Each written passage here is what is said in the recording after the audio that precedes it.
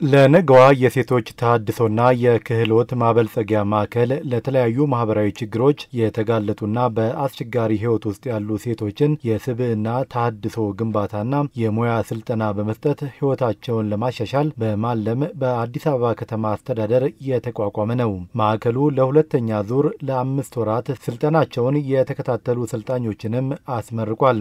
በምረቃ መርሃ ግብሩ ላይ የአዲስ አበባ ከተማ ከንቲባ ወይዘሮ አዳነች አቤቤ ተመራቂዎቹ አስቸጋሪውን የህይወት ውጣ ውረድ አልፈው ለስኬት በመብቃታቸው እንኳን ደስ አላችሁ ብለዋል።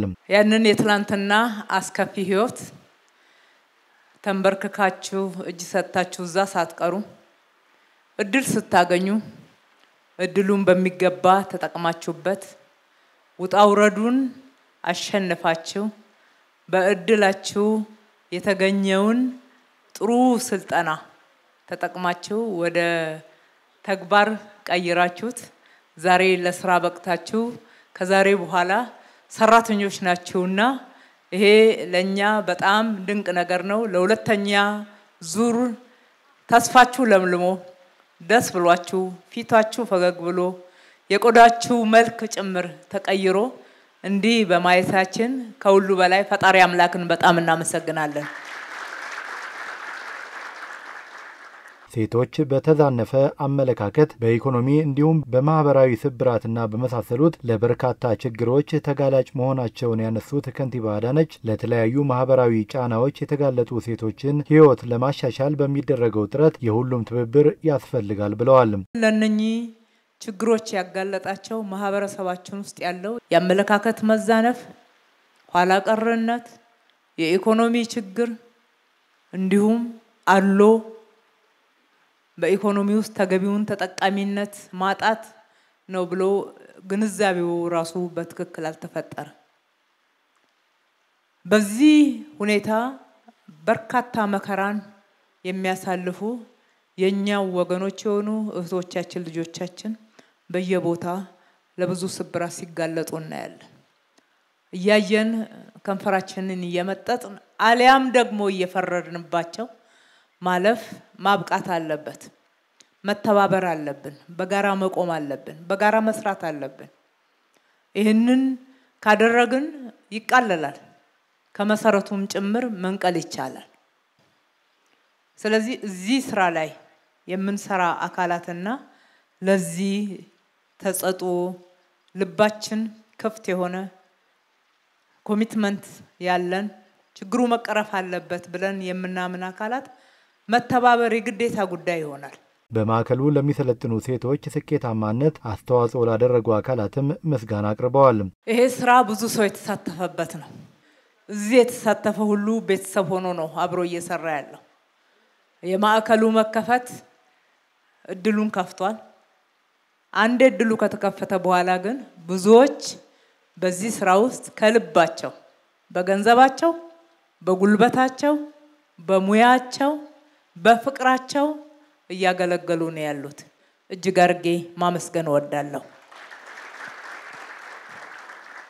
እናትም አባትም ቤተሰብም አካባቢም ሆናችሁ ፍቅርን ጭምር እያስተማራችሁ ፍቅርን እየሰጣችሁ ከስልጠና ባለፈ ፍጹም የሆነ ልባዊ የሆነ ቀረቤታን እንክብካቤን ያደረጋችሁ የግቢው አስተዳደር ከዶክተር ሂርጳሳ እና ዶክተር ኤልሻዳይ በዚህ ውስጥ መምህራን የሆናችሁ የአስተዳደር ሰራተኞች የሆናችሁ የእናንተ አገልግሎት ከምንሰጠው አገልግሎት ሁሉ የተለየ አገልግሎት ነውና እጅግ አርጌ አመሰግናችኋለሁ።